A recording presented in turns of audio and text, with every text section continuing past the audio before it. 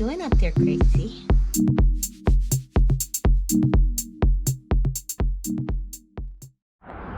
Hello, friends. Hi, friends. Guess what? This is my first full day having my legal name. How about that? How about that? Still not gonna tell you what it is because the internet is scary. But I do want to give you a garden tour. Yeah, there's tons of daffodils. And no, I don't any longer deadhead my daffodils. I suppose I could go through and do a quick mop on that. And the ones that are here for the harvest space, totally could. I don't know. For a moment there, I thought I didn't have any of the small scented daffodils, but it's also possible that I just missed it. The heat back here is really, because this gets morning to night and really hot sun, and it's been a warm, hot, warm, hot, cold, hot, warm, cold kind of. It did go back to 30 degrees after it went 90 last weekend, and now it's back into 70, 75. I made tea. It's brewing. I'm moving the boxes because I don't like the way they look. Okay? This might be a little bit of a longer video.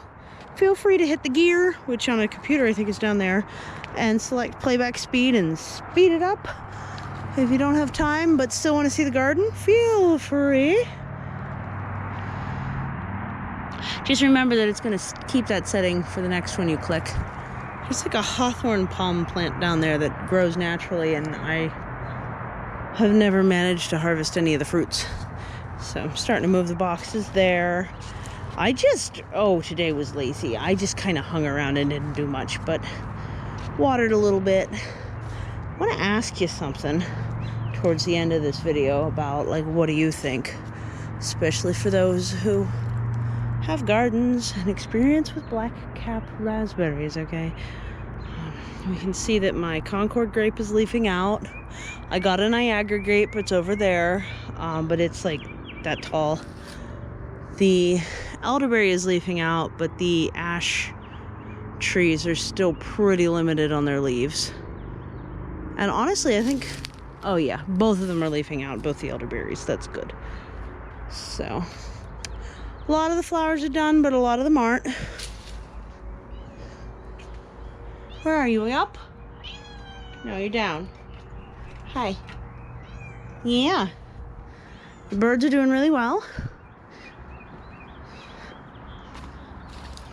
Hi, birds. This next layer, I mean, it's helping. I'm afraid to say that it's working, but it's at least helped a lot with the raccoon issue to have that just completely chicken wired.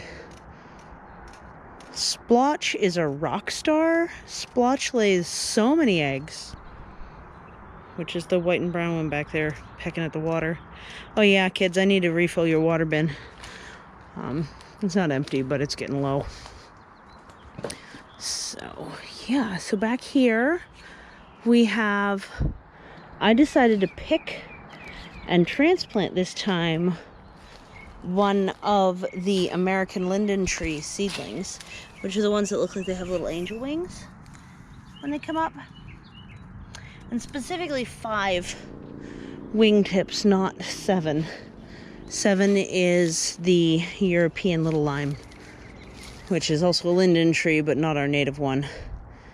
And then Uncle Rob gave me all of these black raspberry plants here. And all down here. They keep falling over. Take note, because I'm going to ask you a question about, like, am I going to keep these kind of question? And if so, I have an idea where to put them, but I'm nervous. So I want your feedback. Looks like I'm going to get a pretty good serviceberry or Saskatoon harvest. Also looks like the sour cherry is still rocking, which is intense to me because it should have been dead 3 years ago.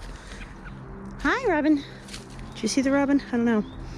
And this is going to be the first year that this seedling one, that I even have any seedling one fruit. So that's exciting. Of serviceberry. So, and then of course, oh geez, I'm stuck. Let go of me.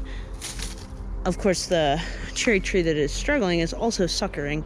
Oh yeah, forgot to mention, I did put up this trellis here, and I'm going to be training the thornless blackberries up it, because it was falling over and tip rooting everywhere, and I don't quite want it entirely everywhere. This is new. This is a hyperdwarf. There were seeds on top of each of these of a sumac, and it was growing in a damp, like a road ditch up near Uncle Rob's, and I stopped and I pulled it out of the ground and I stuck it in my trunk, because again, there's all these varieties around of native plants that are at severe risk, as this is a variety that if it dies right there, it's extinct. So the one that fruits at a 4-foot height is an amazing asset. I then also took its seeds and seeded it down there. But yeah, like you can't really understand how at risk a lot of these plants continue to be. Like they've survived. These species have survived at this point several hundred years of just extreme pressure. And yeah, so that's why I pick rootlets and seeds and all kinds of things, is to just make sure that we have rescue populations. That's why I have the Thimble Berry out front. It's because the Allegheny Valley Thimble Berry used to be all up, when even just 15 years ago, when I used to walk to work down along that path, the Thimble Berry was everywhere, and now it's all just invasive knotweed. It's killed it all, except for the one little patch. And so I got the one little patch and I rescued it. I don't even recognize this. That's pretty daffodil. I wonder if that's one that I picked up somewhere else and brought home and didn't even realize. Yeah. This is pretty tattered. The other one's holding up okay. But I'm really hoping that these tarps have protected at least some of the cherry tree blooms, but we won't know till later. It seems like the cherry tree might not have been okay, but the plum might have done okay. But it's also left that path impassable, alas. Yeah. Go take a look at that. Yeah, so in here, it did a good job of protecting a few blossoms on the plum, despite it going from 30 degrees to 90 degrees, back to 30 degrees, and then back to 70, all in the past week. This is the clove currant. They do smell nice, but not as potent of a perfume as the scented daffodils have.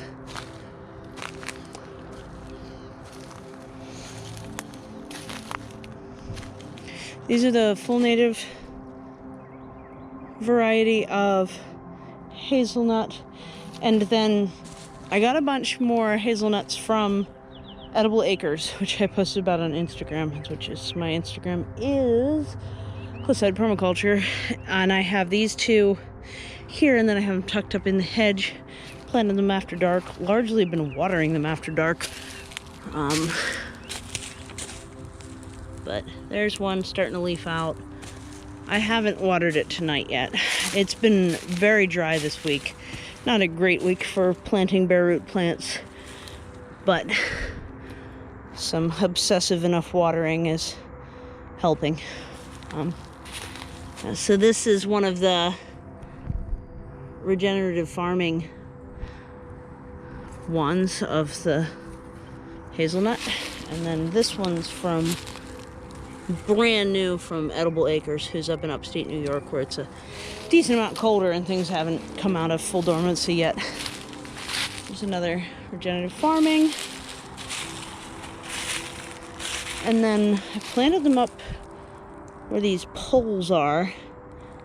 And I don't know how well it's going to go, because the reason that this is all dead, as far as I can figure, is because of the compost bin right here. Not that they don't use any poisons at all, but just the nitrogen is gotten so strong that the trees can bear, like not that I'm sad, a lot of this is just my least favorite thing in the world, Rose of Sharon. So, you know, boo-hoo, that's got struggles, oh no. But I would like to have something else grow there, and I hope I can. And this is where the question about those black-cap raspberries back there comes in. What do you think about interplanting? And here's why so the pro of it is that it would fill it in a lot faster. I could probably put some sort of supports in here. I don't know how much they'd complain, honestly, or if they'd just rip it out, because sometimes that's what happens instead. But these grow incredibly slow. It's like 5 years before they have any height to them at all. But the downside to having black-cap raspberries right here is the thorns and wanting to walk through here. I am very much not a fan of constantly getting snagged by thorny plants, which is why I have almost nothing with thorns at all. And this is a thoroughfare for me to get down the cliff, which, yeah, we'll actually look at the cliff today, okay? We'll go do that. We'll do it all in one. But yeah, it's a tough decision for me right now, I think, because of that. That if I can't trellis it, or if they're gonna rip it out, then putting the black-cap raspberries right here would just mean they arch over and taproot here. And these are all dead and no longer attached and falling down on top of me, and I keep pushing them back up and kind of weaving them together. These dead branches, that's not coming back. So yeah, I don't know. I'm very interested in your thoughts on that. As far as, and here we'll take a little bit of a step back so you can kind of see what we're talking about here. I would say that's about 5 feet, which is like 1 2/3 of a meter or whatever for my Canadian friends and anyone not in the US. So, any thoughts? Very appreciated as far as that goes. And if not black-cap raspberries, what should I be looking for? I do also have a line, sounds silly, a line of seedlings that came up that I am 90% sure are all Carolina allspice. And I don't know how fast those grow. So if you think those grow really fast, they might be a safer bet to interplant through here. And then let those kind of coexist, you know? That's really what I want to get your input on. I have the hazelnut here and the hazelnut here. This one's doing better than a lot of them because it's got the snake root surrounding it, and that keeps the bunnies from eating it quite as much. There's another one there because the bunnies know better. I put seeds of snake root around that one. I'm hoping to see if they come up or not. Some of the seedlings are a little slow to start. So, of course, this is the first bit of the cliff edge. I need to show you that the Thimble Berry is still doing pretty well right here. This is the Thimble Berry that I rooted up out of the grass, because that one plot that still remains, the whole river was just this plant in so many places, and now it only has a solid stand one place, and I see the knotweed coming up in between it there. And if I didn't rescue it, Allegheny Valley hyperlocal thimbleberry would be becoming extinct. So will it take a long time for that to establish and become a big bit, yes. But I'm here to steward it and make sure that it doesn't get smothered and killed by the other plants. So it should be okay. Of course, we got the stairs, the tire stairs. We'll take a back look on it for those of you who are new and aren't familiar with tire stairwell. I do have kind of a lengthy playlist on how to build one of these, and it's a little time consuming, I'm sure. So again, with the do you want to watch it fast or something type of thought process. I do have some trees in tubes here that I'm not really at all sure how they're doing. It's their second or third year in the tubes, and only a few of them are coming out their tops, so it's a little concerning. But the black haw viburnum is doing great, I can tell that much. This is a thorny black locust, unfortunately. It's not super thorny. I tried so many times planting the Thornless black locust variety, which is a genetic variant, unlike the honey locust, where it's a mutation. It's a genetic variant. So if they were to, oh good, that's blooming. That's another clove currant.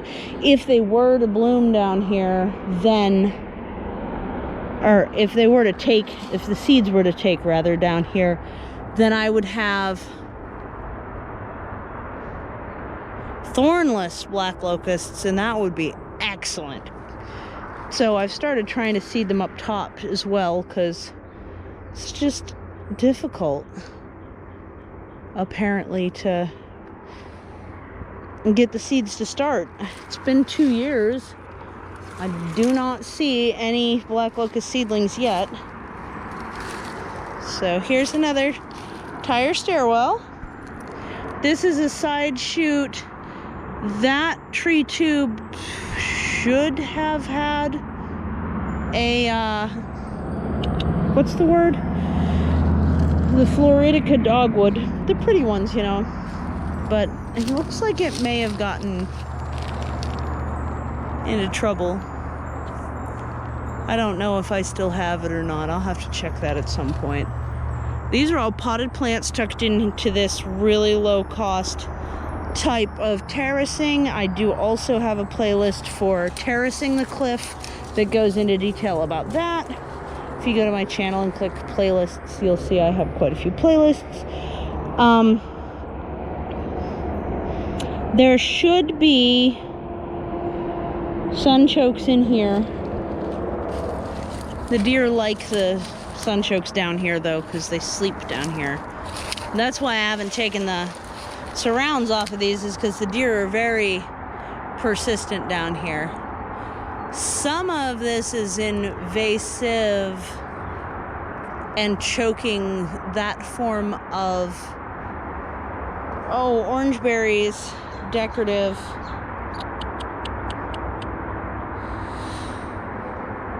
Can't remember the word, gosh darn. But others of these is goji. Someone put it in the comments before I do. Oh, maybe that is goji. These really look like that orange berry plant though. Those are different new leaves than what it should be. So I know I have at least one vine of that invasive orange berried plant. It really takes over things. So this tour has taken us the whole way down here for now. Really very interested in your thoughts about, for someone that's super sensitive to getting stabbed, would that be my entry to having anything with thorns? Like, is that a smart entry point, is putting it in the retainer wall to replace the hedge with black-cap raspberries there and have those interplanted? Or do you know if Carolina allspice grows quickly? If so, then I'm game for that too, as like hedge, and then the hazelnuts filling in the gaps as they grow, because they grow real slow.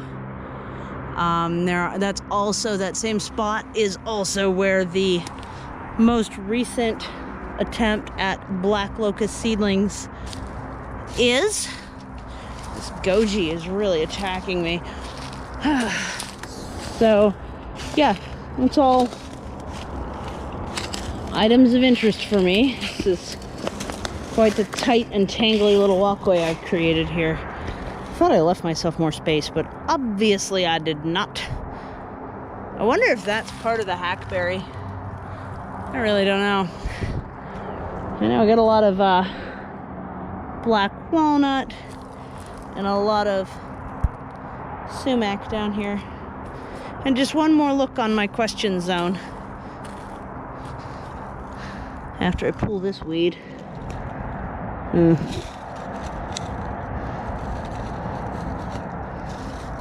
This is that plant that I'm talking about, the orange berried one that vines, that I just cannot remember the word right now. But let's go look. Right here. Right there where the trees are dead, and maybe even farther down into the Rose of Sharon that's still alive. You can see from the tires that I'm planning to do it one more staircase, so that's why there's tires here. They're heavy. I get them like one little bit at a time in the direction they're going. And you can also see that I cut the sidewalls off, huh?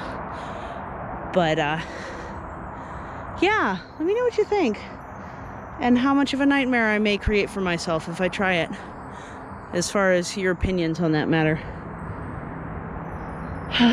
Thanks so much for visiting the cliffside.